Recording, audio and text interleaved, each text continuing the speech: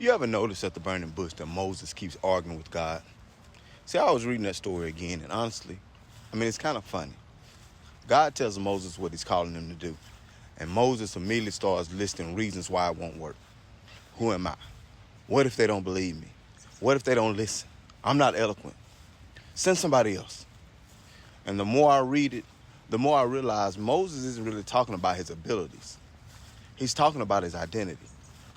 Because every excuse Moses gives is really a statement about how he sees himself.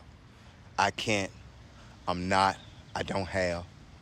Does any of that sound familiar? See, what's interesting is that God rarely answers the excuse directly. Instead, he keeps bringing Moses back to one thing, his presence. Almost like God understands something that Moses doesn't. The real issue isn't whether Moses is enough. The real issue is whether Moses believes he has to be. And that's what stopped me. Because I think a lot of us are waiting to become qualified before we move. We're waiting to feel ready, waiting to feel confident, waiting to have all the answers, waiting to become the kind of person we think God can use. Meanwhile, God is still calling, and we're still arguing.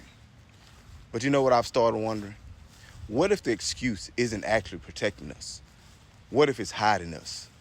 Because excuses sound reasonable. They sound responsible. They sound humble. But sometimes there's just fear wearing a better outfit. Moses kept saying, who am I? And God kept responding with, I will be with you. It's almost as if God was saying, you're asking the wrong question.